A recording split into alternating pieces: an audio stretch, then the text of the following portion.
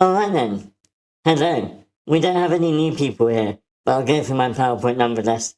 Disability in Fiction is this event. This workshop exists to help promote disability in the media. And so we want to make sure that we're doing it in an appropriate and sensitive way. You know all of that.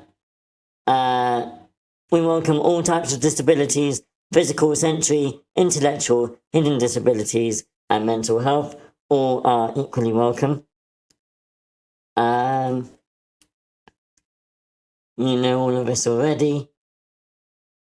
I'll read the disclaimer just because this is a safe space for us to talk about all aspects of disability, which means that we are open to discussing sensitive and potentially triggering topics, including mental health, addiction, trauma, and abuse. You're welcome to leave at any point if things get too heavy for you. Your mental health and emotional well-being always take priority over your attendance. Today, Willow has very kindly started a... she's going to lead the session. I will support her. I will still be here. But she's going to take front. This is the first time I'm officially telling her. But she's prepared some questions. If you were in the fantasy workshop, I think about a month ago, Amanda wasn't able to go there. And so Willow brought together a list of questions for people to answer about their characters. Willow's going to do something similar here, but I think this is more world building rather than characters. Willow, take it away.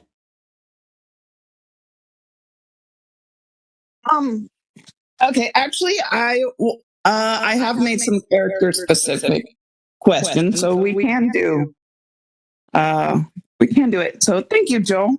Thank you. Nothing like being put on the spot here. I'm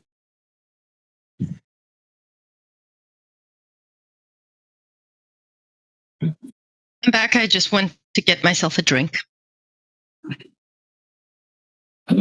You left us? You left the workshop? Oh, shamefulness. Oh, I have not. I've taken my headphones. I heard every single word. Okay. I thought you missed my entire PowerPoint.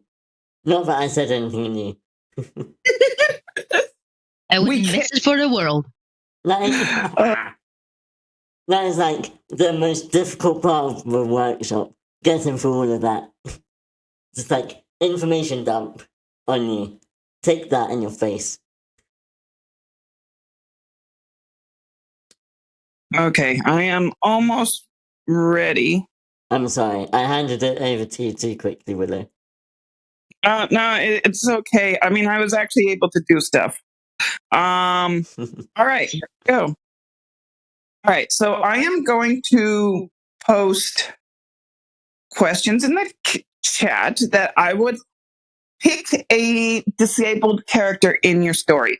Now, if you don't have a disabled character in your story, you can pick one from media, alternate media. You may need to make up some things. These questions, they do not have to be. Can I add a caveat? Or no, I'm not sure if a caveat's the right word. If you don't have one in the media that you are currently writing, then you can use one from something that you've written before. Can we say that? Okay.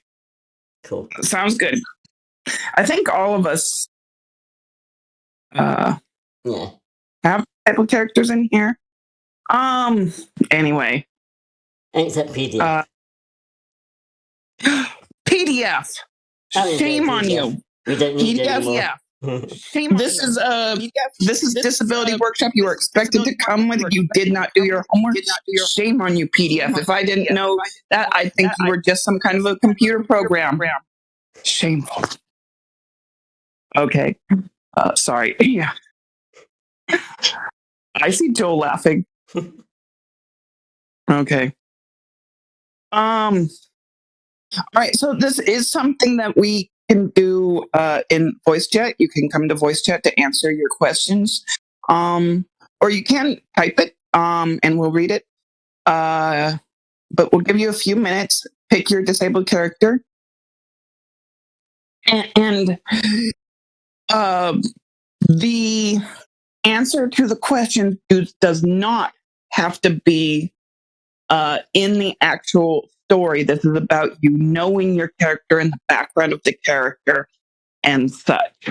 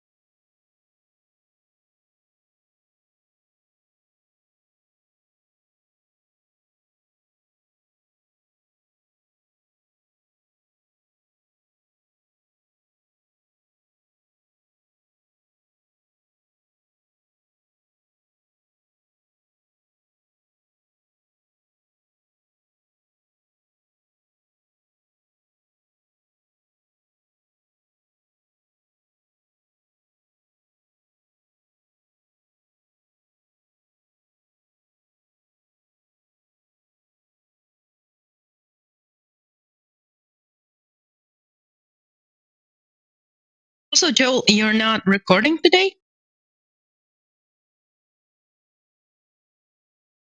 I am, just I forgot to add a step.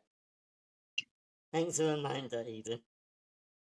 Shall we start over? No, it's fine. It's fine. The reason I have Craig is because the audio is slightly higher quality, and in case we add a troll, then we can remove them easier. But because we haven't had any of those issues, we should be fine.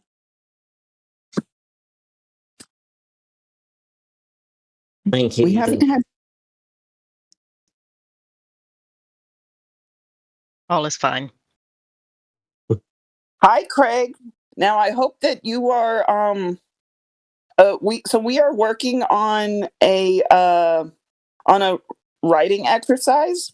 So I hope that you brought your disability character to examine and answer the questions. No, If you we can't now quite have. Go on. Craig, if you can't quite figure out your characters, then you may ask Joel for some help. We now have two people who, two users who don't know, who don't have characters. We just had PDF, and now we have two. I mean, I have like 16 million of them. I can lend them one each. Same. Same. Same. I spent like a good minute trying to figure out which character to bring. I was going to bring one who you hadn't heard of, and I was like, no. I'll give you one with a similar name, but you do know. All right, are we ready to start? Born ready? Nearly. Not yet. All right. Well, if Eden is ready to go, why don't you start us off? Alrighty. So my character's name is Nathaniel. He has congenital muscular atrophy and albinism. Because obviously he wasn't disabled enough with the atrophy. Joel, are you trying to say something or? Okay. I wanted to ask you if you know the difference between dystrophy and atrophy. Yes. Go on. Atrophy is when throughout your life a muscle or something disintegrates, and dystrophy is Ooh. Dystrophy. Because I'm not looking for. I'm not looking to trick you. I asked because I don't actually know the difference, and it's something I wanted to look up before. Okay, so something that has atrophied is something you had and it shriveled, whereas dystrophy is you're born without the certain part of your body. I think. I'm not checking. super sure though. Put me on the spot, why don't you? You're very welcome.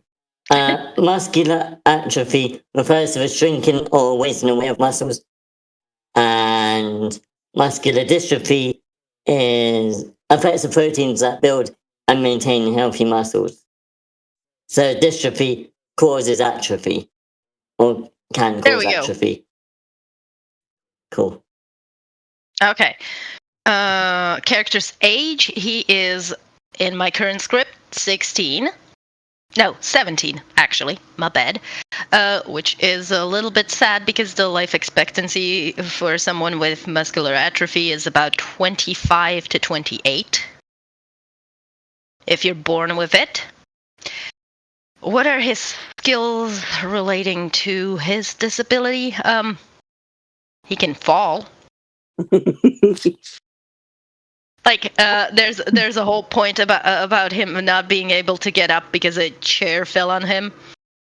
And these people aren't very strong. So if it's like a heavy chair, like one of those you have in kitchens made out of like strong wood, he wouldn't be able to lift it. But relating to that, he has an ability to two-thumb whistle, which I can't do. So he's better than me in that. And his brothers are trained, if they hear the whistle, because it's a very loud sound, to go and find him because something has happened and he can't get up. Okay. What skills do not relate to his disability? He is always the smartest in the room.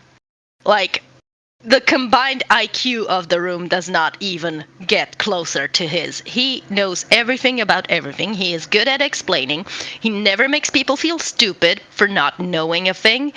And he's also a speed cuber, which, for those who don't know, means that he solves Rubik's Cubes speedily. Next question is, what mistakes have they made? He underestimates himself a lot.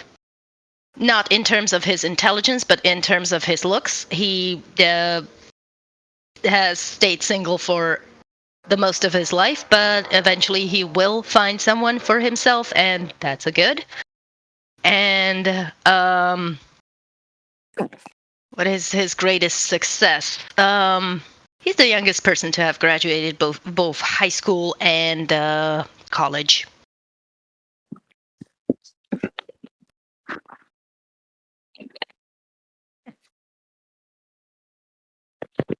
Questions, comments, suggestions?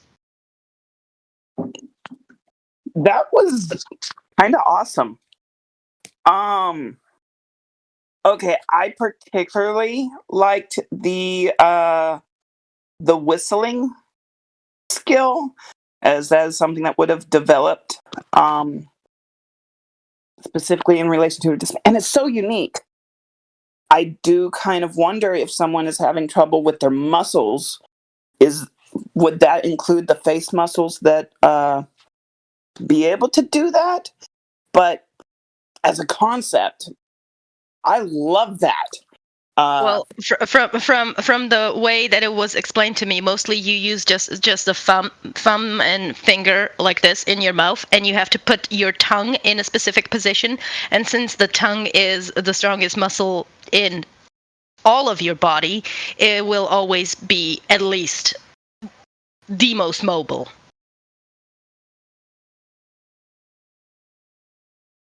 I meant to be able to blow. What? Oh, go ahead, Joel. I was just going to say I can see that working. Maybe I should talk to a friend who has that condition. But yeah, sounds like a cool you know someone with the condition, that would be very nice if you asked them if the whistling makes sense. I would greatly appreciate that.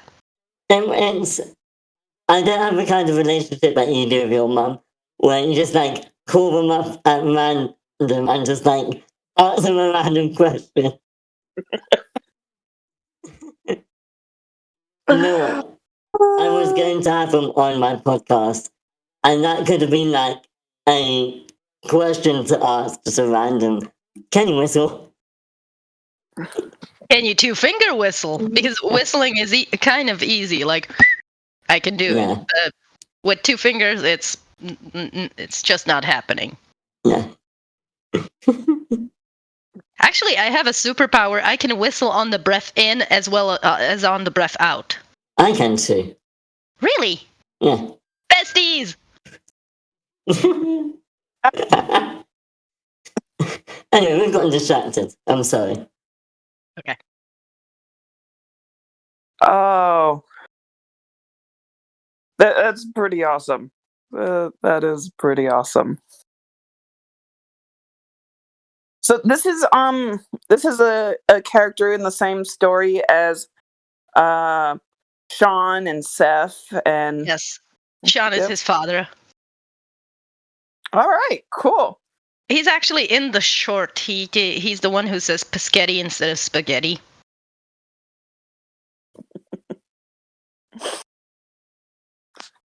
I am actually I don't know really. if I know the script. I did read it. I'm not sure where was it you shared it that. I just shared it today, and I think I've sent it to you earlier, like in DMs. Because I am generally not comfortable with sharing my stuff. Yeah. Okay. Okay, I've not read it yet. Because I knew not to open it. As if by magic. Well, you can read the one that I put in the other thing because they're not the same. They're just the same characters. Right. Okay. I don't remember the story. I'm sure when I start reading it, I'll remember. But my memory sucks, so. Okay. I think you did share like the first couple pages. You didn't share the entire thing. But I'm kind of excited to know that there is more that we're doing with this family. So that's pretty cool.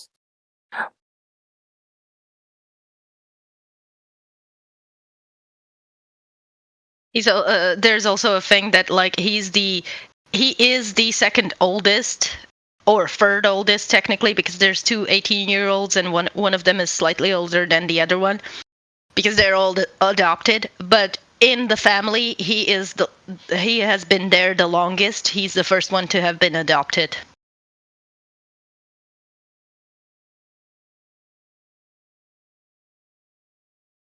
Ooh. Sounds like we got some cool backstory going. Joe, are you ready to share? No. But I will go ahead anyway. Because I wasn't ready in Fantasy Workshop. So I'm going to try in this one. And see if I come up with stuff. Part of the reason I struggled is because I couldn't decide which character to do. I'm going to do Chelsea, because she's a more developed character. She's 16 years old, has muscular dystrophy and autism, and other conditions that I can't remember off the top of my head. But it's mainly autism and muscular dystrophy. There we go.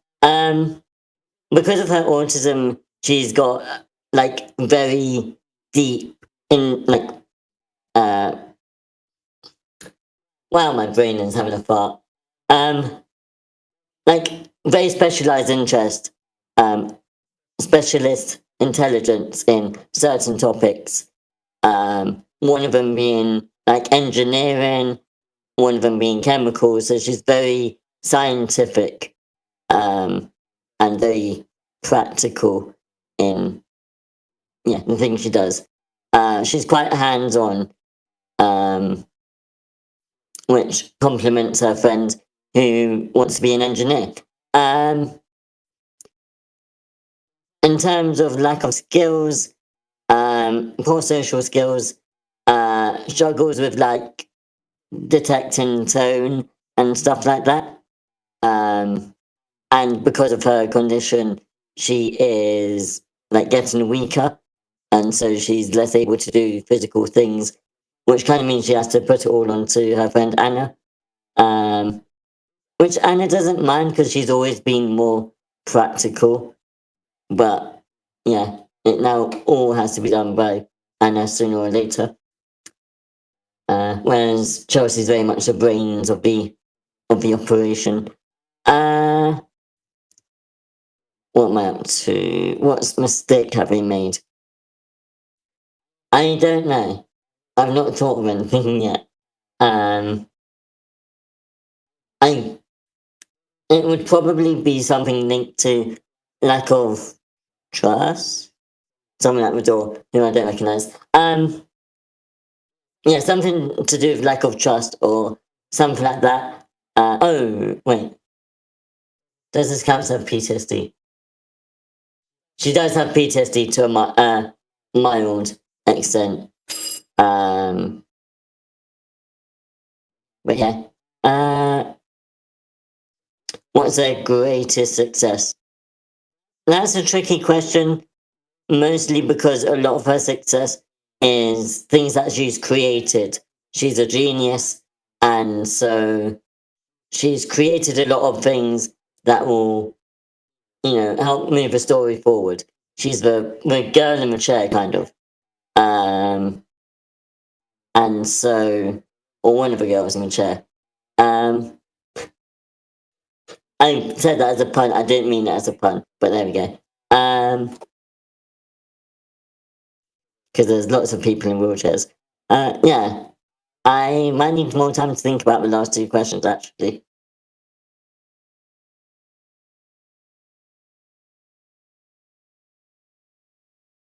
I think that's about me done. All right, cool.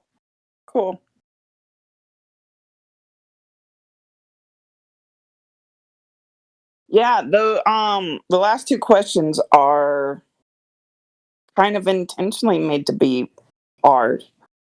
I mean, those may very well be hard for personal, real life people to answer.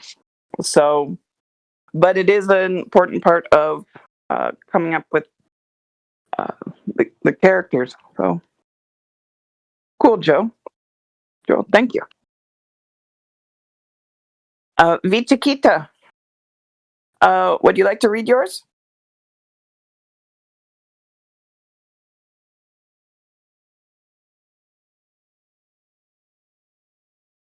Or if you're not able to, we can read yours out since you wrote it in chat. No, I can. I was stopping laughing because we all chose the same thing. I did notice that. Yes. Atrophy is very popular. It's always like disabilities going to face. You had a lot of people with ID. And everyone got atrophy. It kind of makes me sad because I thought I was being original. Rats. Me too. Well, okay, but here's the thing. Maybe that I would say this is something that is underrepresented. I mean, most disabilities are underrepresented.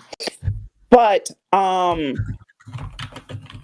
don't know. I think that's a sign that we need more stories. I do distinctly remember one character with muscular atrophy in Dr. House, and he was like a patient character that didn't do much. Mm. Okay, well, that defines all the patient characters in the show. Well, I'm gonna read mine. All right, go for it, Vichikita. Okay, her name is the Chariot. She's one of my tarot card characters. She's 48. She's disabled from the waist down. She has muscular dystrophia. What skills do they have relating to their disability? Well, she's developed her upper body a lot because she related to a question that comes later. She escaped from home when she was really young. Oh, dystrophy. Okay. When she was really young, 16, she escaped from home because she felt like overprotected by her parents. And she went to live to the forest. And she's been doing things on her own since then. So she's developed her upper body a lot. Because obviously in the forest you cannot really go with a wheelchair. Easily, at least. So she's developed a lot of strength.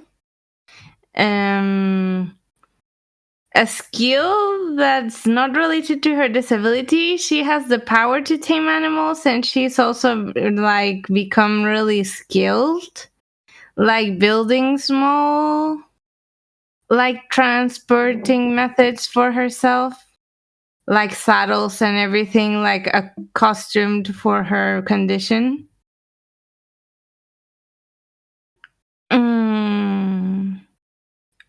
Now, as I said, the mistake they have made was leave home, but at the end, that's also her greatest success because she learned how to be self-sufficient.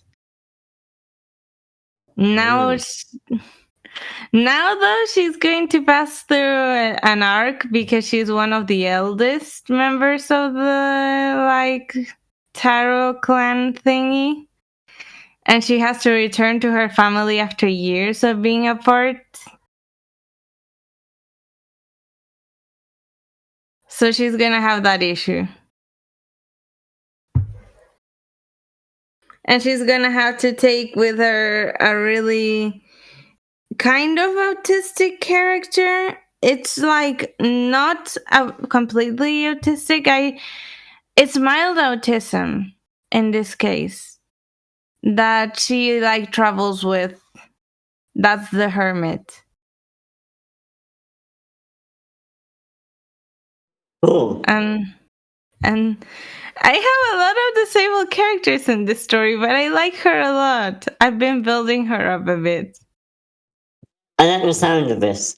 I don't know why, I didn't look at the age. And so when I saw they ran away from family, I assumed that it was a child, or not a child, but someone in their teens or 20s. And I realized, oh no, they're almost 50. So what, have they not seen their family since? Yes, they have not returned to their family since. Wow, so they've just lived in the forest for years. Yes. Wow. Okay, that's cool. So I'm going to ask very specific questions I probably won't need in your story. But what does their wheelchair look like? Presumably, it's not the wheelchair that they left in, because A, you would grow, and B, she would have to adapt it or maintain it in some way in order to make it work in the forest. This is the fun part. Since she has the power to tame animals, she tamed a bear cub, and it's a huge bear now, a huge black bear, and she rides him. She created a saddle to ride him. I love it. That's awesome. That's actually pretty cool. Wouldn't it be cool to ride a Organic bear? wheelchair, that is original. And awesome. Yeah. Take that, Beastmaster. That's a dated reference.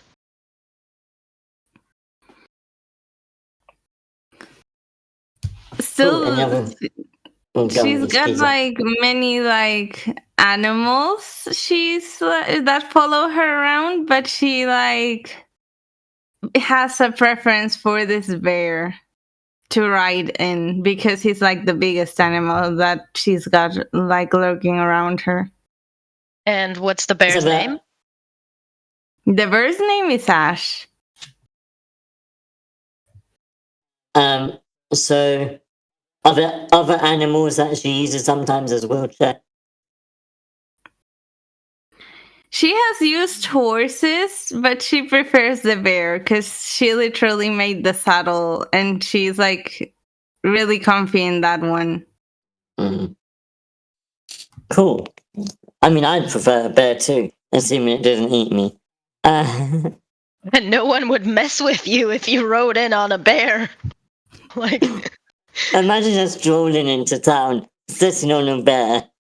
The number of people would lose their crap. Oh my goodness. ramps? Who needs them? I got bear. Giddy up. Oh, I love this.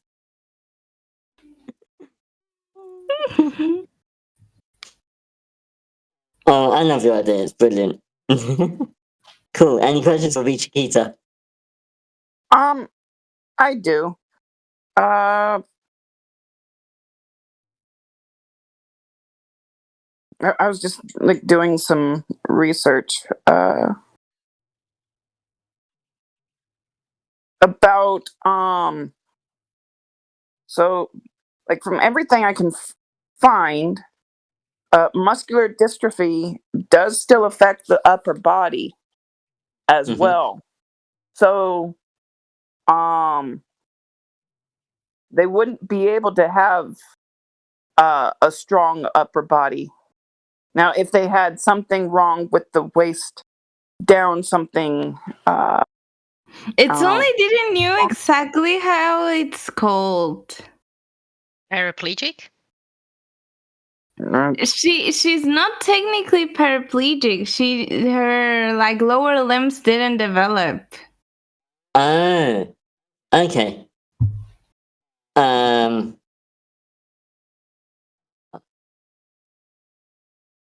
Okay, I'll look it up, but I know what you mean. Planking.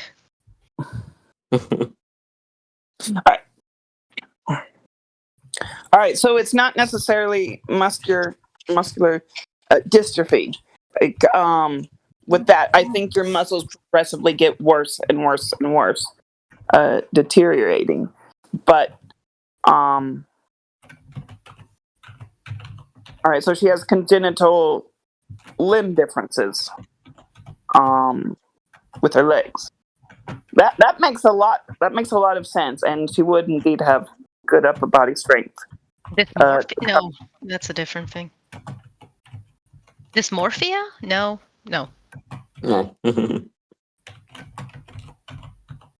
There's probably quite a few disabilities like that. It just wouldn't. I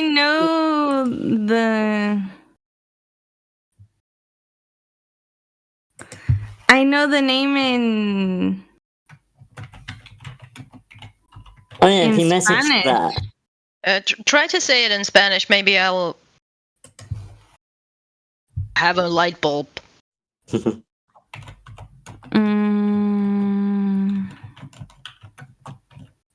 Wait a second. I need to answer a message. They're going to come buy me some books. Books.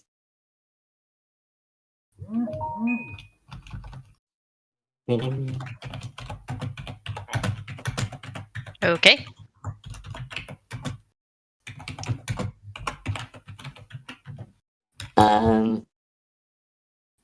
Why don't we, after we've done Chiquita's character, why don't we all do this again for another character? Willow hasn't had her turn. Yeah, oh yeah, sorry. Once we've all done, sorry. But I do agree. I actually do agree. Doing this with another character. It's only that in Spanish it's called like they call it like regularly dystrophia muscular. That would be like muscular dystrophy, but I suppose it is not. Yeah, can you type it out in the chat and then I can see.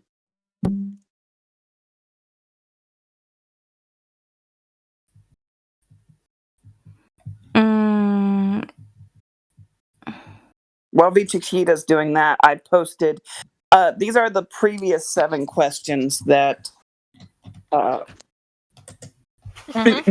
did in a previous exercise.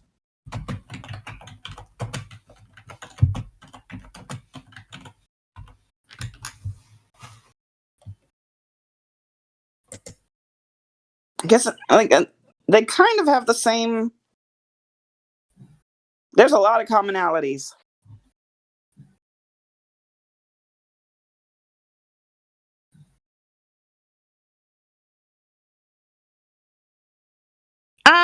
Achondroplasia.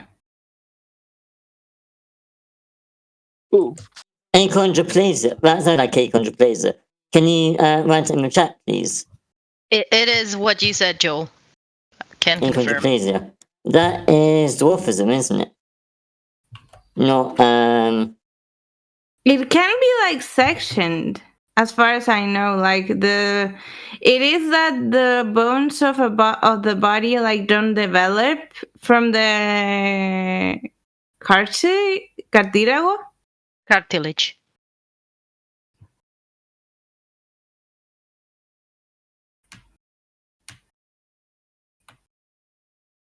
Sorry, trying to help.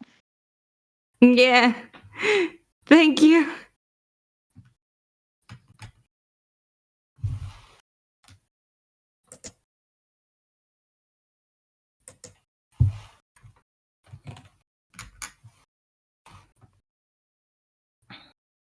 I think it would be localized achondroplasia then.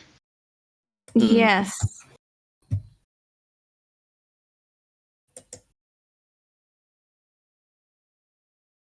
I'm just Googling to see if that's the thing. If it's not, we'll make it one.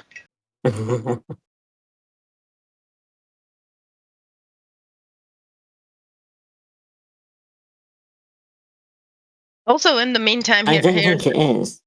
Sorry. So I don't think it is a thing. There's a condition. I know what you're trying to. Now I know what you're looking for.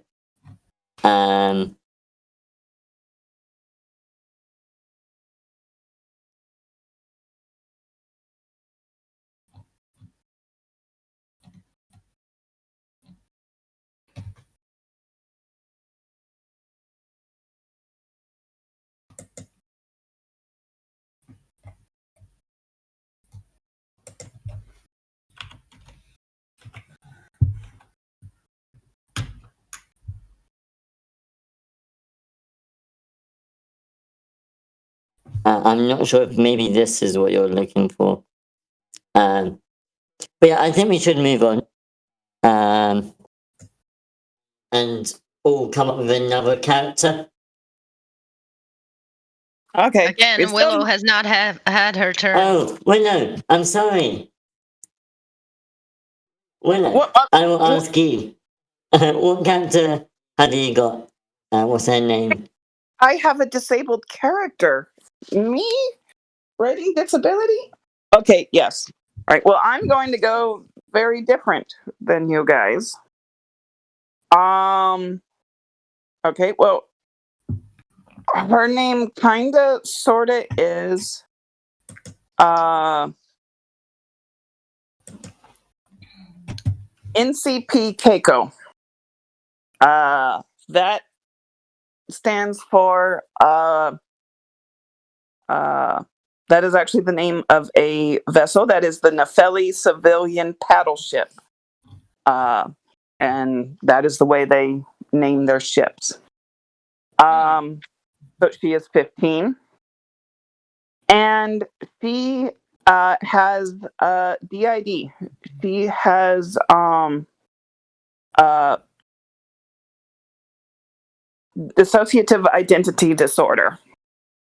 Mhm. So, to describe it more, the way that she perceives it, or not how they perceive it, they are basically multiple identities living in the same body, and they describe it as they are crewmates, and they take turns captaining the body. I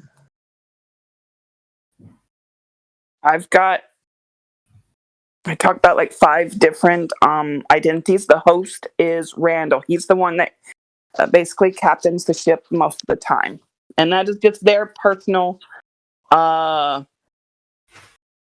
way of defining what we commonly in real life know as alters. And instead of calling themselves a system, they call themselves a ship. Randall especially is a boating enthusiast. So to continue on, what skills do they have relating to their disability? So they carry around a journal, and if they experience something they want to communicate to the other identities, some are able to communicate with each other, others are not. And so they will write in their journal. They also have they also keep like daily records. Their goal is to stay as organized as possible. What skills not related to their disability? So they have worked on ships before. They specifically out like ocean dwelling ships. Haven't quite figured it, and so they know a lot about boats, a lot about particularly paddle ships. Ooh, the bus. That's cool. Okay. What mistake have they made? One of their identities, her name is Joy, and she is using the same analogy, she is the ship's security officer. She protects the ship and the identities at all costs, and she has a habit of jumping to conclusions. So, for example, something that happens is one of the characters wants a piece of fruit, or basically they toss a fruit to them expecting the keiko to catch it, but they don't, and instead they duck from being hit by the fruit, and the identity Joy, the protector security, she kind of flies into a rage. She thinks that they are attacking her, that they are throwing food on her, food at her, and so she goes into miscommunication protection mode. Their greatest success,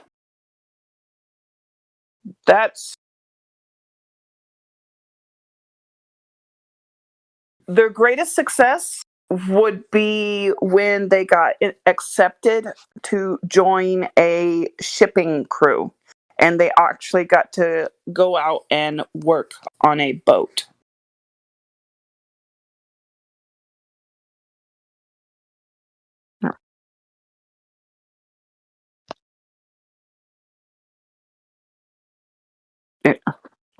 Any comments or questions?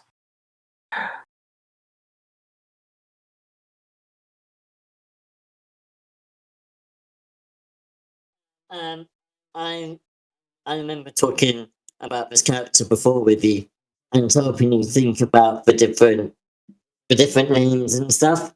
And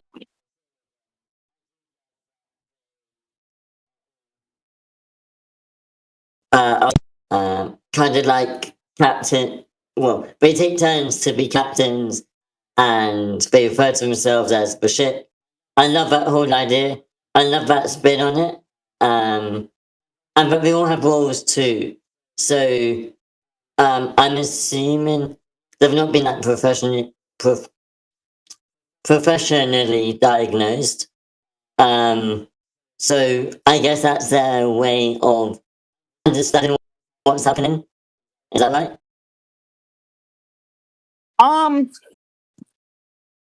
Yes.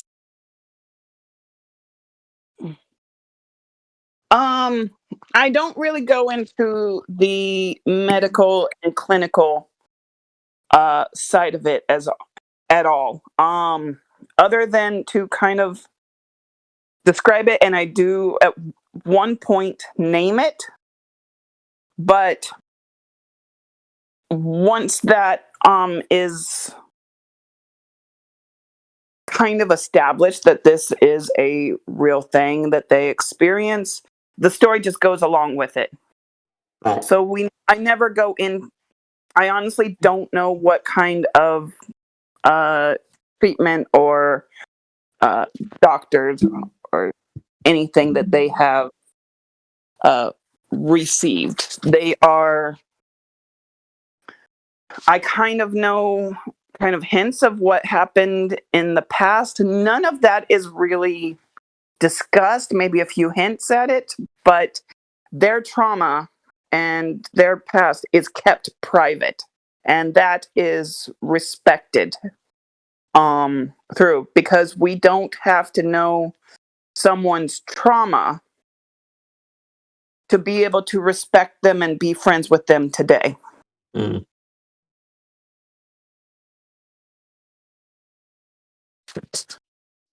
Cool. I like the sound of that.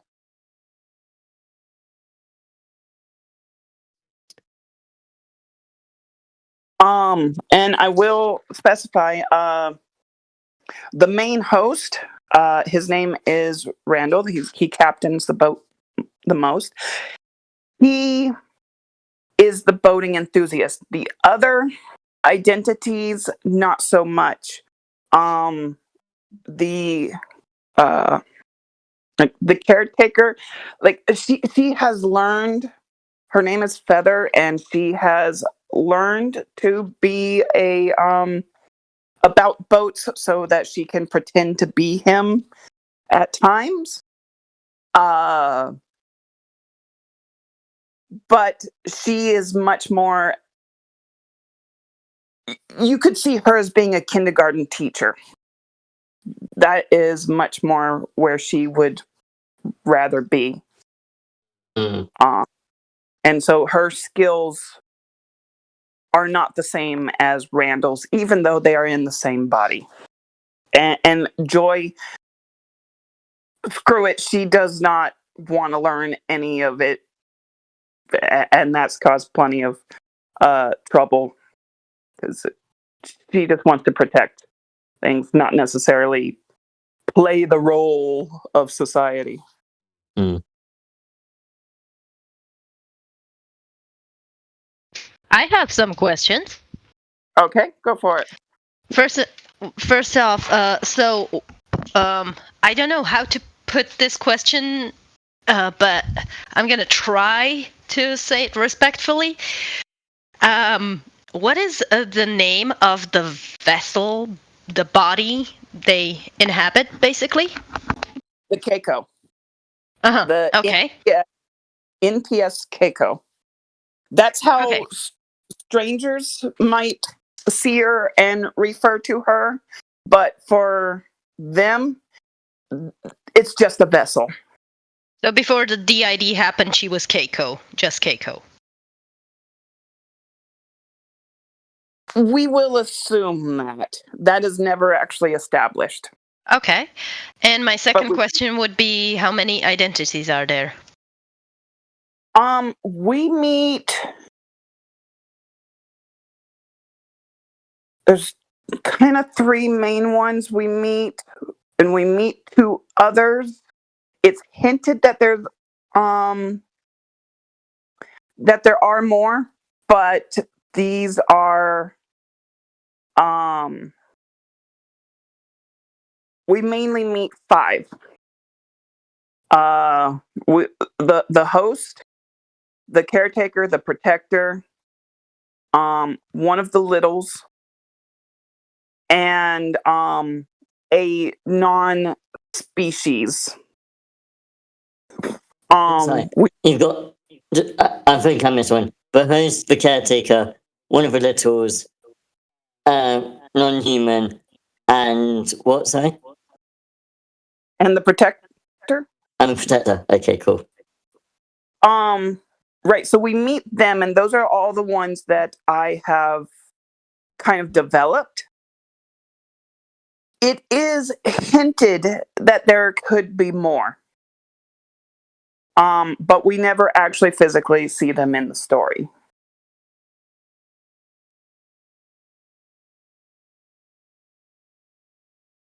Cool. Any other questions for? Well, I was about to say questions for Keiko. Let's see, Willow, Keiko, Taco. 4 names for you now.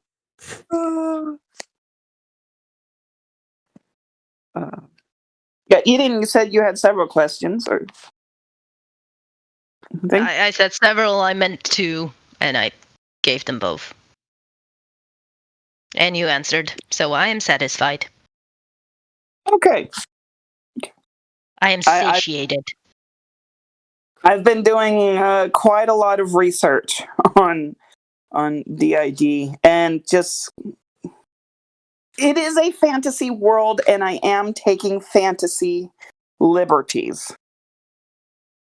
But I don't think they're too. But they're not very drastic. They're not as bad as it could be. Definitely not. But they're also not that out there.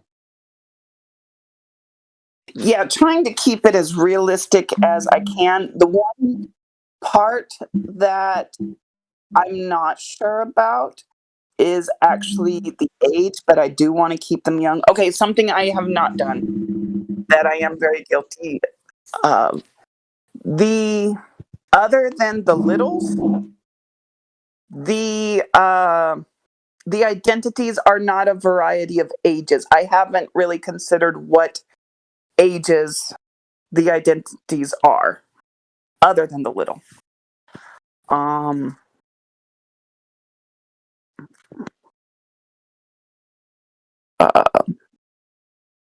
Yeah, I mean, wait, do you know how old the body is? Did you say that? The body is 15. Okay.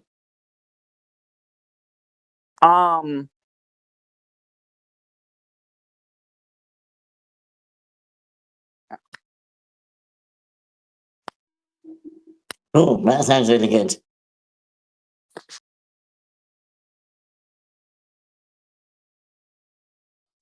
So it is. Yeah, go ahead. No, go ahead. No, I was going to move on. So you go. Yes, no, we can move on. Okay. In that case, everyone except PDF and Craig have gone. So, yeah, let's take a few more minutes. We'll say until 6 minutes past the hour, and we'll come back and do it all again. All right. I'm going to. Let's So see. we're Move the questions back down to bottom. Okay.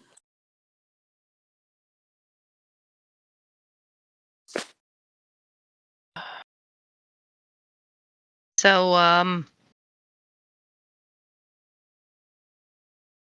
never mind. Oh, Willow, you had another set of questions that were nearly the same but not quite. Did you want to use Yeah, that one? We can. I would like to. If you want, it's up to you. Completely up to you. I kind of like the. There's a couple questions I like on each one.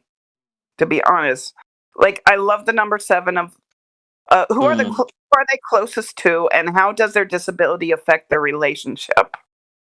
I think let's here. Let me add that on because I just really like that question. So we'll make it an 8th question. Who are Just copy paste it.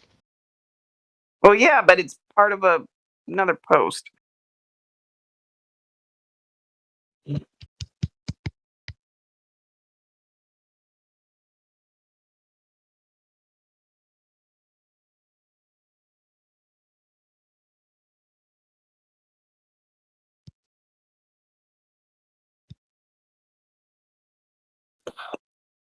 Autocorrect is being a pain.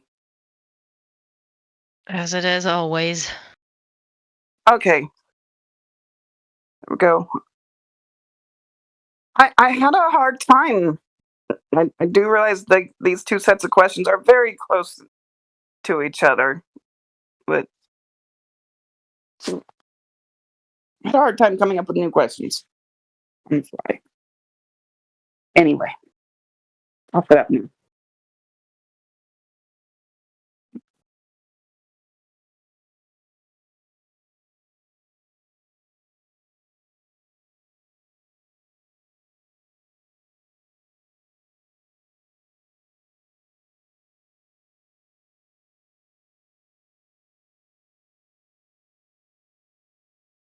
Okay then. I completely lost track of time. I hope everyone is done or nearing done.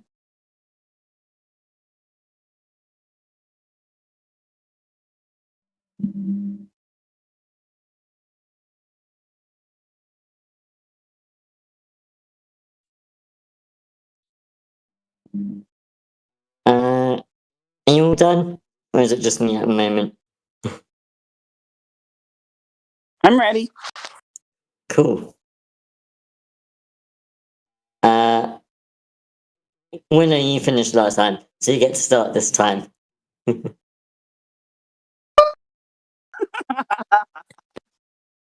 all right. All right. Character's name: Popinjay. Character's age: she's 10 years old. Character's disability: she is paralyzed. She was in an accident at the age of 5.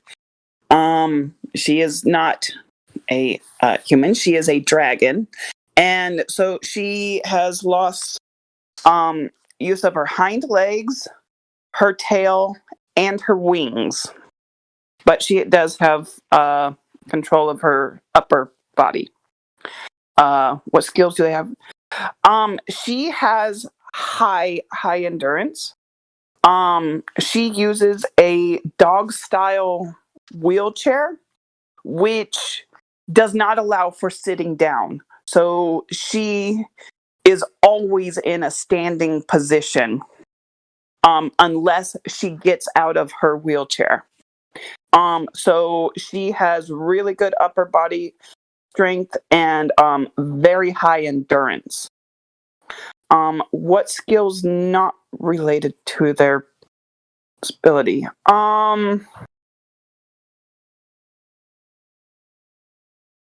I don't know if it's related or not. So I would say her athleticism. She is an athlete, particularly a long distance runner. And she does cross country, but that would be more of a skill relating to their disability because it has to do with her endurance. A skill not related, though. She's 10 years old. She is still learning skills. Now, she is really smart, but she won't sit still long enough to learn anything. So I do have skills that she will gain, that she will learn and gain and take into adulthood.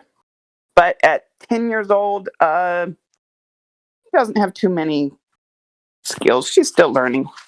What is a mistake they've made? Oh, so many. So many. Okay, but one relating to disabilities. She is an adrenaline junkie, and she is a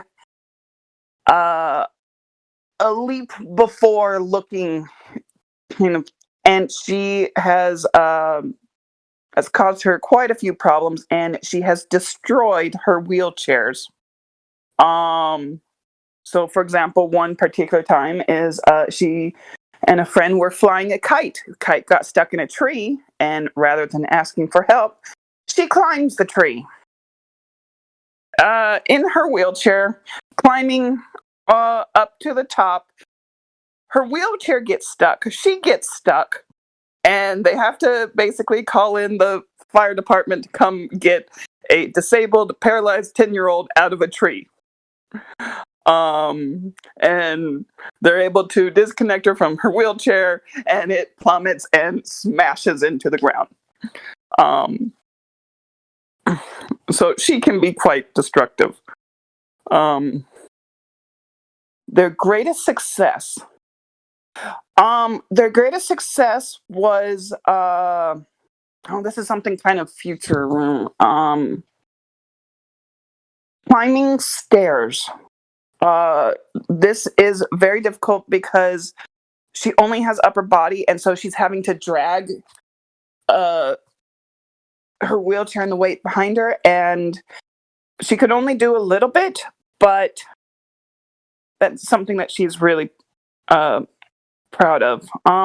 She's also been in a variety of races and such, and she does hold a few titles.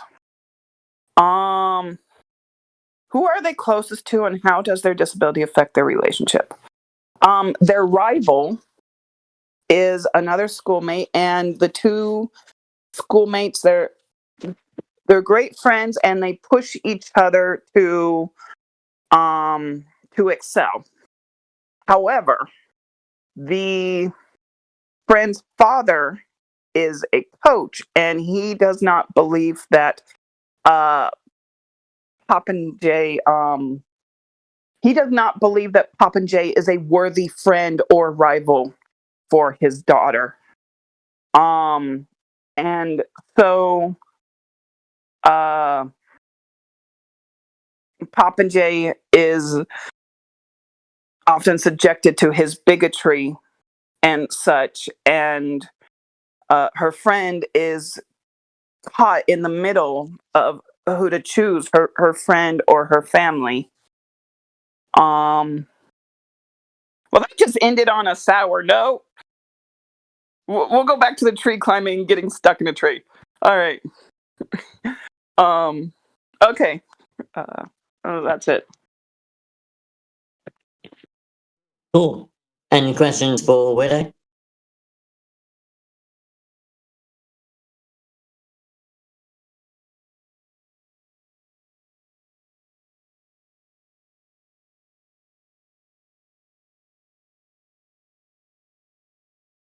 Alright.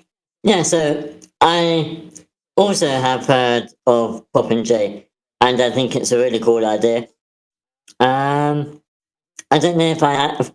Sorry, I'm also eating. I was doing this in the table reads earlier. Had my mouth full of sweets, and it's my line. Of course it is.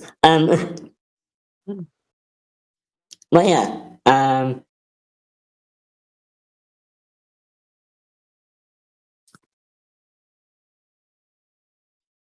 I think I'd be interested to see what the friend will do, because no one wants to be in that place where we have to decide between a friend and family member. I'd be interested to know what my friend chooses and how they go about that and how they feel about it, particularly since it's a young child, or fairly young at least. But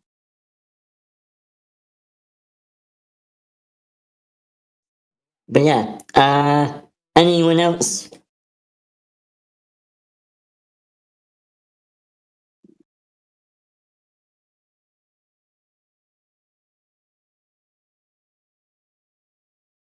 Alright, in that case, Vichikita, do you want to take us through your character?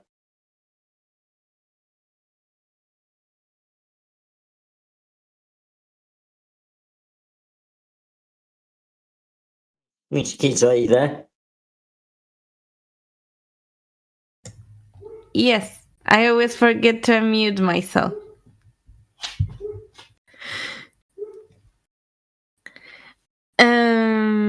So her name is Tanya.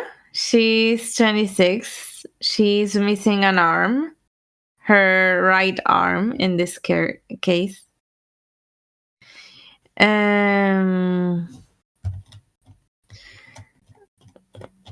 That happened when she was like 10 years old, more or less. So she had some time to learn how to use her other hand as a main hand. So she became a left-hand user? I don't know how you call them in English. Left-handed? Well, yeah. It's only that here in Spanish it's another word completely. So she became left-handed. And also since she lost her family at the same time she lost her arm, kind of.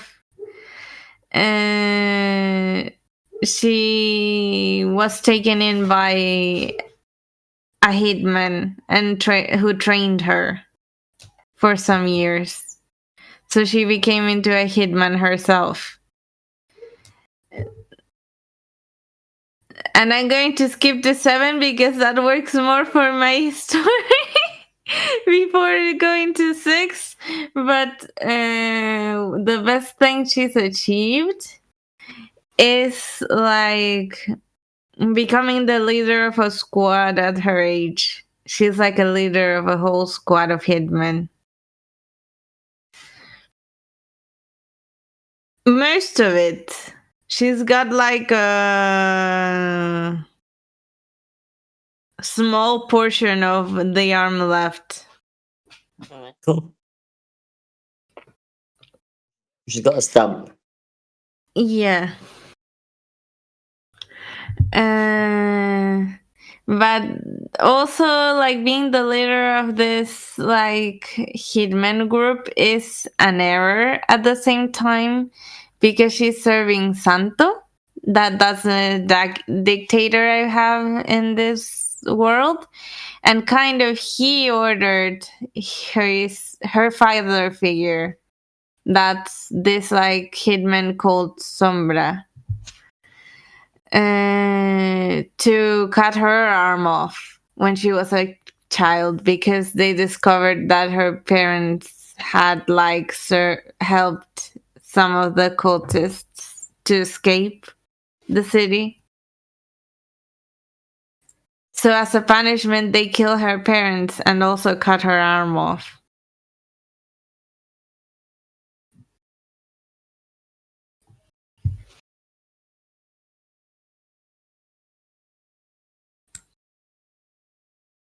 Got it.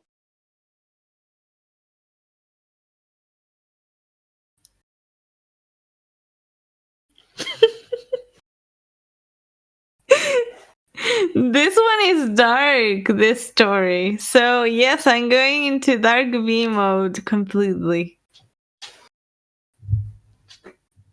Dark mode initiate. Cool. Any questions for me, Chiquita?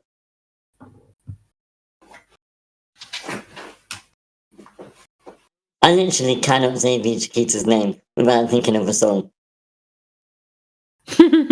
I have a question for you, V. How do you sleep at night knowing you traumatize so many fictional characters?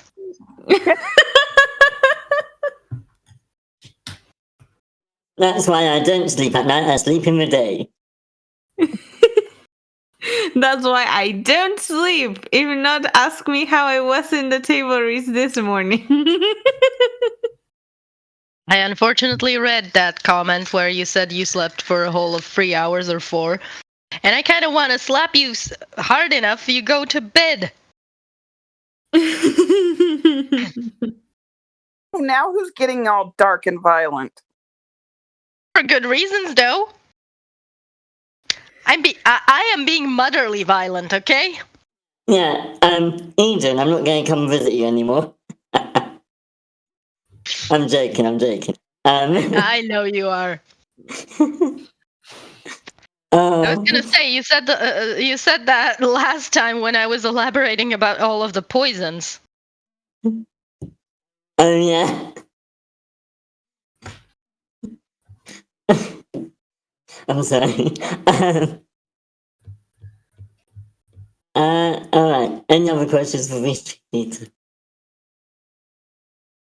The thing that I'm going to say about this character, as I said that I was building her, is I don't know if she has like some kind of PTSD the way I've built her, because she's serving the person that cut her arm off, like with an extreme amount of loyalty. Does she know he's the one? He was present and ordered like cut her arm off when they killed her parents in front of her. I'm guessing it's like a form of admiration and like trauma, just making her blind to the fact that like the trauma making her think that he made her better. Stockholm syndrome. Yes, Joel, you. I'm not sure if the word is Stockholm syndrome. I know that Stockholm syndrome refers to people who have been taken hostage, but I'm not sure if physical harm is included. I'm not sure. Yes, it is. It's called Stockholm syndrome as well. If it's like a abusive relationship, but the abused party chooses to stay.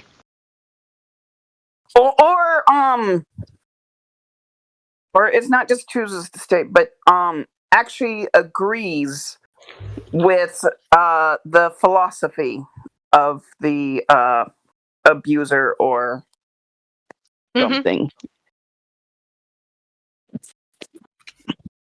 So my character has Stockholm syndrome too.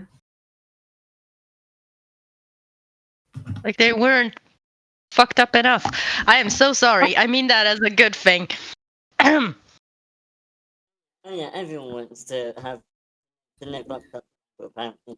Yeah. You know what? If they're not fucked up, they're not interesting. She's one of my antagonists, by the way.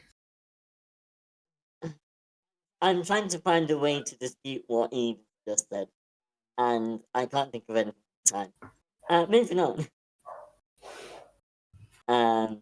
She's one of your antagonists. Yes. Does she have a redemption arc? She's like, I made a list. I have literally a list with me that I created like to guide myself through their arcs, and she's in the not so bad villains. So she's going to have a redemption arc. Okay. Not so bad villain. Okay. I love that. Wow. I love how everyone comes up with such complex, arcs and characters and stuff. It's like, not the baddie, but the not quite baddie. I agree. It's pretty cool. Cool. Assuming no one else has anything for Chiquita, we'll move on to Eden. Yay! Okay, let me introduce you to Mikhailo Lavrov. He is Russian-born and immigrant. He is 18 years old. He has severe PTSD from being abused by his father up until the age of 10. I'm thinking maybe 12. That's subject to change. His father also had a second child that he adopted or more fostered because he wanted to get money. So this is a very important person in his life. I will get to him. So what was question number 4? Yeah, skills they have relating to their disability. Okay, so obviously fighting, Mikhail solves all of his problems with his fists. He also somehow, by some miracle of God, has the license to shoot. I don't know who in their right mind would give him a license for a gun, but here we are. And wood turning, I said I will explain that. He found out that wood turning actually soothes him, so their house is pretty much chock full of things that he's made. And he's pretty good at it at this point. Another skill that doesn't go with his disability, he is very good at fixing anything that has wheels or wings, like anything at all. And he likes to make his own like machines as well. Like he would go to the scrapyard and just assemble himself a motorbike because why not? Okay. His biggest mistake is not accepting his adoptive father as his own, and that's because he learned to distrust any kind of parental figures due to his own father being, to use a technical term, an absolute shit pile. His number 7, what was the question? His greatest success. He thinks to himself that his greatest success is that he managed to protect his little brother from most of his father's anger. Like he still beats himself up for letting his father beat the shit out of the boy once, and then he never let it happen again. And his greatest and most valuable relationship is with this brother. They are both adopted by the same person now, so they get to live together. And if anybody touches a hair on this guy's head, he's gonna go ballistic. And the relationship is affected by the disability not much. Definitely not much, because this guy, his name is Matthew, by the way. Matthew understands that Mikhail is just like this, and he accepts the fact that he's just always going to be a ball of anger, but he also has the ability to soothe him in his own way, like to calm him down, because if he tells him to stop, he will eventually stop hitting the person and not beat them to a bloody pulp. Which has not happened since they've been adopted, so that's a good. That is all. Cool, thank you very much, Eden. Any questions for Eden?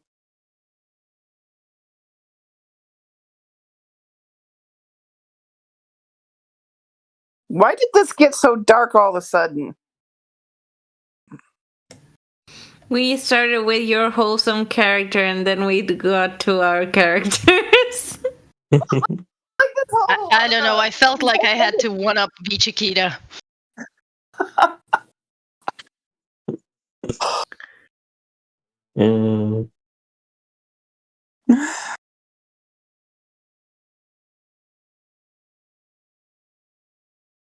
Missed that comment. We clearly have something against 10-year-olds. Yes. You get a trauma. You get a trauma. Everybody gets a trauma.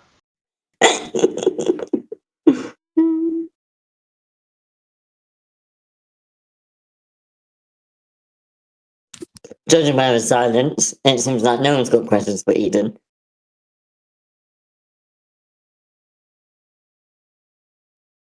All right, just taking note that like when we were talking, like it seemed like the previous batch were mostly physical issues, and we had lots and lots of questions. And now talking mental, like this is a bit more of mental trauma theme, and we got nothing. I tell you, it must be because we're all traumatized. I think so. Wait. Darn, should I have done Pop and J first and then saved Keiko for second? Oh no. Anyway. Oh. Alright, in that case, we will move on to me. It's my turn. Oh, damn it. Do you I wasn't want ready. Craig to go first? PDF, it's your turn. Oh, damn, that's me too. And Craig comes back to me, so either way, it's my turn, I guess. This is Anna. And Anna is Chelsea's friend. She is 16, I think. The ages are not final, because I swear the other day Anna was 15 and Chelsea was 16. They're reversed. Yeah, get over it. She's paraplegic.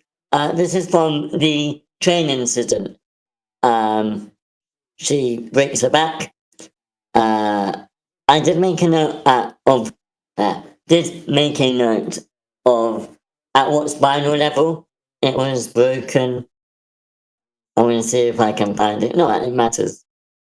But I spent a lot of time looking it up so that I could say this is where. Spinal level T1. But yeah, effectively from the waist down. Skills that are relating to her disability. I said earlier that she is an engineer, or wants to be an engineer. And so she does a lot of wheelchair maintenance for the group, make them better, and build mobility aids. So she built Ellie's prosthetic arms, which are quite sci-fi, but it's a sci-fi drama, so. She can't walk. I was going to come back to that question, but I didn't. What mistake did they make?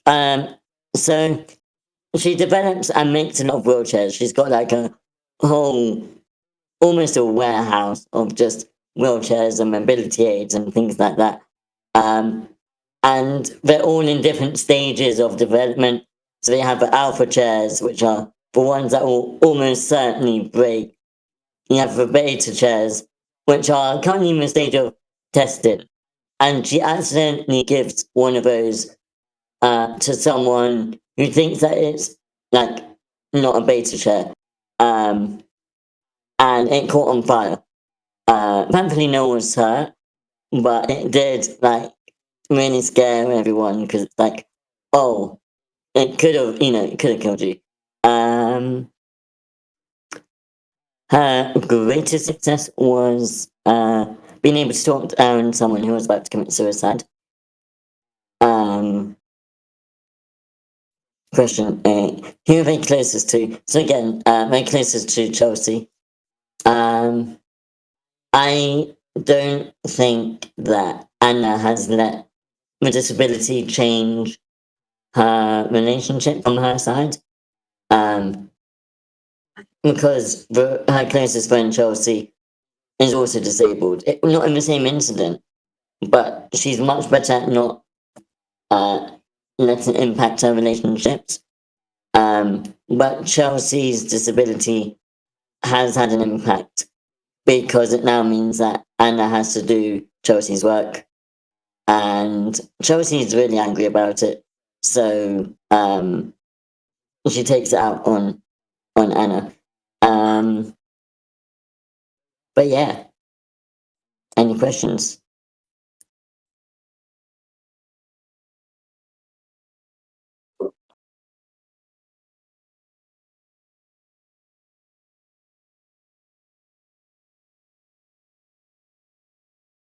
So, all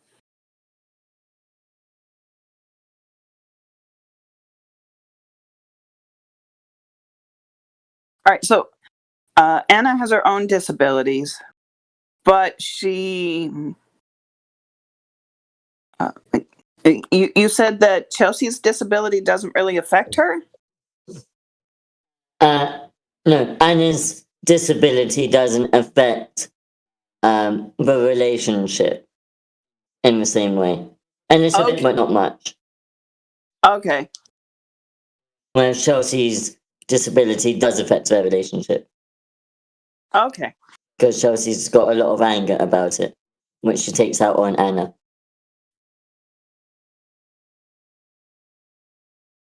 Does like Chelsea has several mobility issues as well. Does Anna help with any of those mobility issues? No, because this is sci-fi. So Chelsea has telekinesis and can lift herself, like she can levitate as well. And so there's not a lot. Like Chelsea is stronger technically, not using her own body, but using her powers. She's much stronger than Anna, and so but there's a lot of things that she can't do. There's a lot of fine activities that she can't do. Okay. Okay.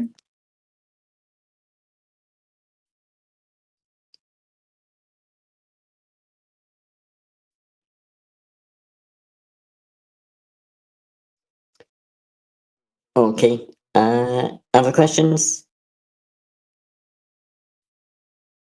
When you say stronger, do you mean like can lift heavier things, or her Yeah. power is more powerful? Both. So Anna's power is energy manipulation. So they are. Did we just have a power cut? No, I'm still here. Okay, that was weird. The charger suddenly turned on there. But anyway, I've forgotten the question now. Powerful, strong, or powerful? Oh more yeah. power? Sorry, yeah. So hypothetically, they have the same level of power, but Chelsea's is more useful, and she can do more with it. But if they wanted to, once they reach maximum strength, any of them could easily destroy solar systems eventually.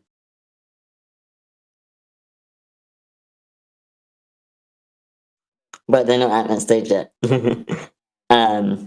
But yeah. So Chelsea is able to lift buses and stuff. She'll have to learn and train her ability so that she does that. It won't be like an immediate, oh, I've got power so I can lift this bus. It'll be more gradual.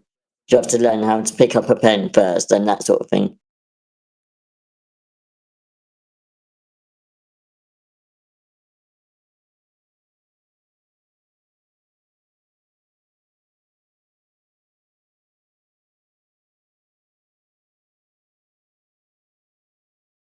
Sounds pretty cool.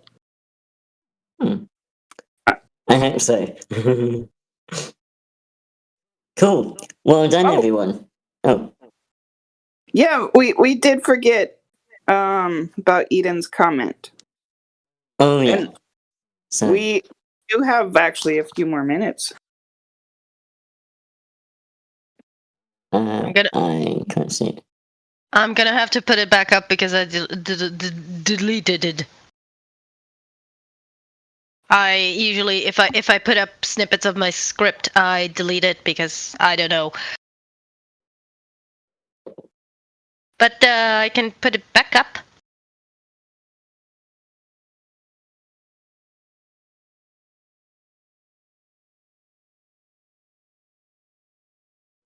And stop being a scaredy cat. Don't be scared. You are You are- Hernando. Yeah, you are Hernando. But I was also going to say, you are among friends. We've got a nice small group, which is nice sometimes because we can just joke around and not worry about being judged. Oh, I was expecting we you are are a not such bad a small group bitch. anymore. Oh. I'm Showkeeper. Yeah, he's a good one. Yeah.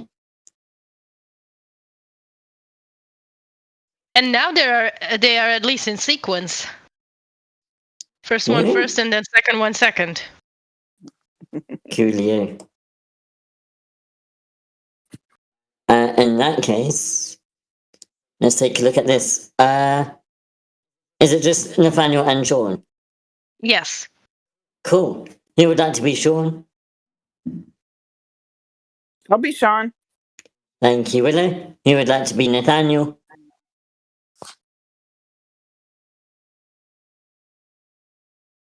Don't everybody jump up at once. Jumping up. Vijikita, would you like to read? Oh, she said she was going and coming back. Showkeeper, you up for reading? He's muted. No. Everyone's gone. Oh, dang. He's typing. He's typing. He's typing. I love how you got so excited. Just listening to go. Okay. Okay, I can do Nathaniel. Okay. Thank you. And I will do direction.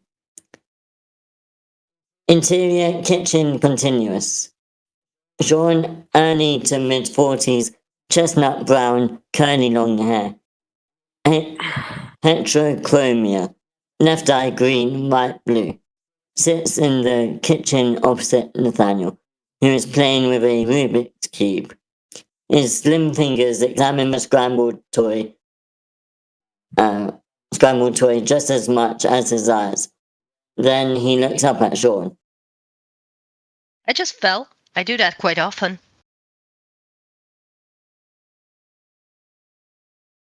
Someone should have been here. I should have been here. You beat yourself up any harder, you will have more hematoma than me. What now? Nathaniel hands his father the soft keep.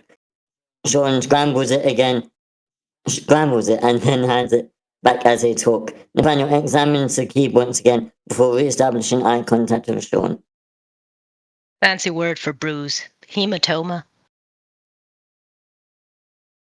I remember when you never talked at all, and now you seem to only use words I don't understand. They say children who develop speech later in life tend to start off with the big ones. Interior suburban house, Nathaniel's room day. The child-sized bed sits in the middle of a wall. The light from the window can't get in through the thick pale blue curtains. There is an assortment of plushies scattered on the bed, the nightstand and the floor. Little Nathaniel sits on the ground, playing with wooden blocks one-handed. His other hand is holding an old tattered plush that could have been a lion once. Nate, sweetheart, we need to head out. Younger Sean enters the room. Here he sports a goatee. Up and at 'em. We need to kick this disease in the butt. No atrophy is gonna stop us. Atrophy. Younger Sean blinks and looks like he's about to faint. Did you just... Congenital muscular atrophy. Younger Sean looks at the plush lion as if it could speak as well. Did you hear that, Victor? He chuckles. Nate just said his first word. 3 even. He picks his son up and kisses his forehead. They leave the room. And we are celebrating with ice cream. Oh, it was just 2. Okay. I forgot to establish it, but that second one was supposed to be a flashback. It is established in the script. I just forgot to snip the part where it says flashback. That's fine. Cool, thank you, Eden. Any feedback for Eden?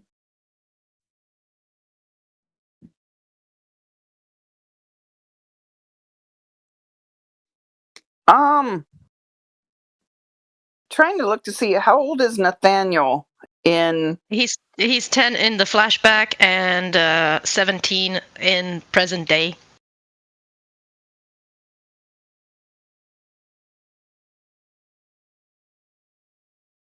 So I love the part with the Rubik's Cube. Just something that they're doing between each other, and just great showing their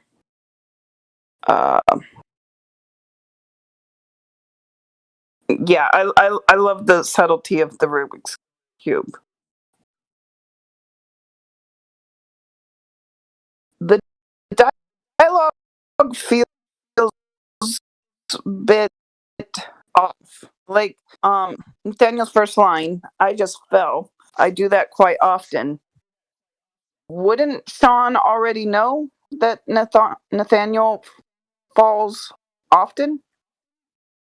That is a little bit of context needed here. He has a large bruise on his face, Nathaniel, from when I said that a chair fell on him. So would he just say, I fell? And that's it? And I don't know if it's conveyed well in how I put it, but it was supposed to be like established in the middle of the dialogue, like Sean has been berating himself previously, and Nathaniel is trying to soothe him. You know, I just fell, Dad. I'm okay.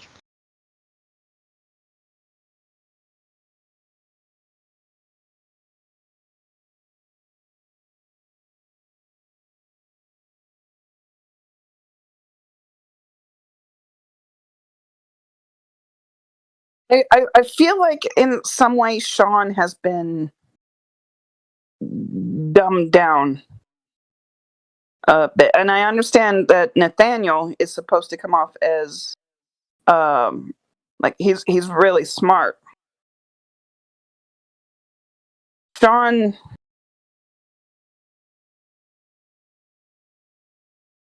does Sean not know what his son's disability is? He does. He just mispronounced it.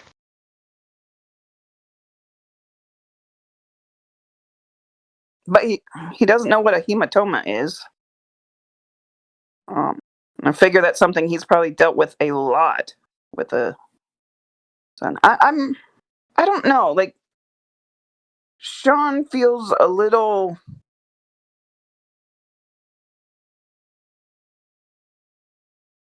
I'm not quite sure.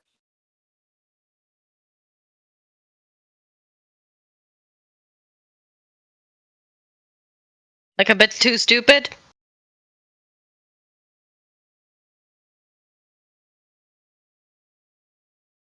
Sean feels like he is being dumbed down so that we can explain things to the audience.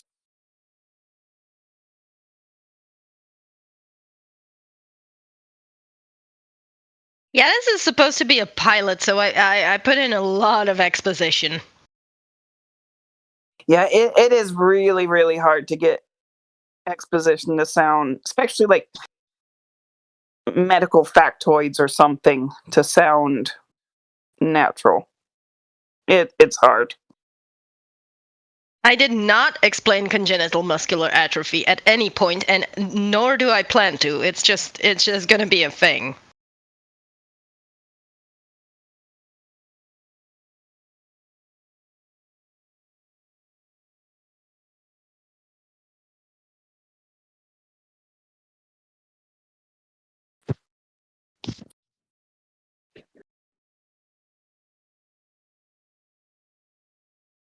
Anybody else have anything to say?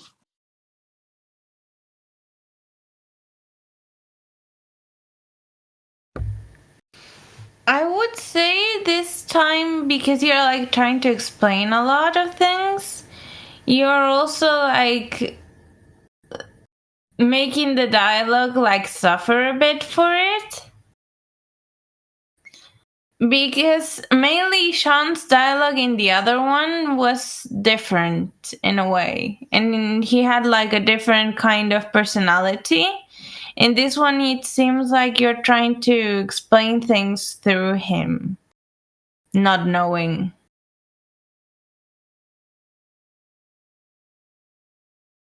The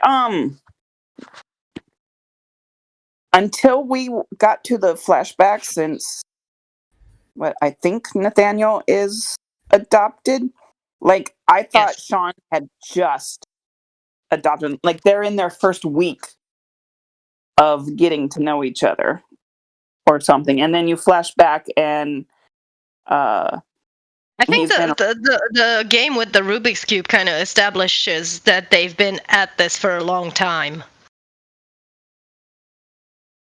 the Rubik's, not necessarily. It does establish a bit of their relationship, and that is great.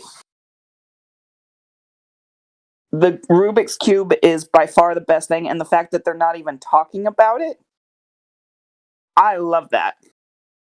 Like, it feels like this is something that Sean had, that they have developed. It's still kind of new. Like, you don't need to know someone really well to either know that they like Rubik's Cube or to be able to turn the cube. So that's not exactly a kind of a game that is that needs years of like relationship or deep relationship. Uh,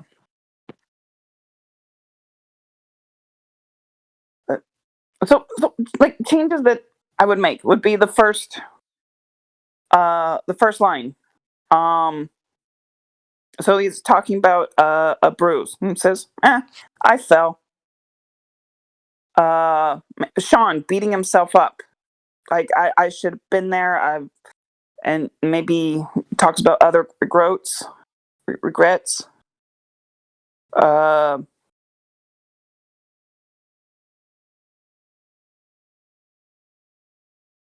why?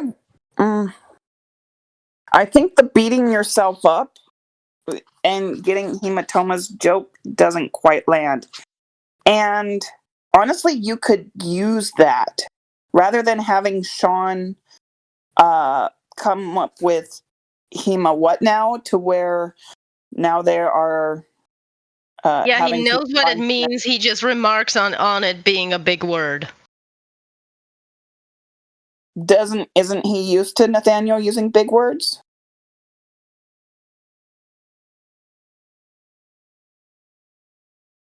Oh, I guess after so many years, he would be. That is true.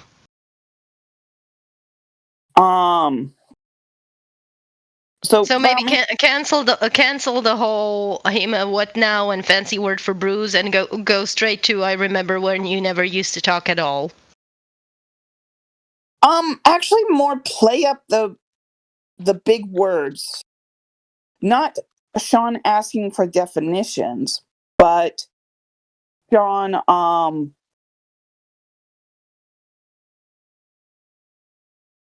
I don't know, like turning it into a joke, showing that I don't know, Sean mocking Nathaniel's big word, or right. or Sean trying to outdo him with a word he just learned, but Nathaniel already knows it. That would kind of show the relationship more versus we need a medical definition for hematoma. It's like, oh, you want to tell a word that I may or may not know? Well, I'm going to tell you a word, or turn it into a big joke. Right. Okay. Make it more funny. Yeah.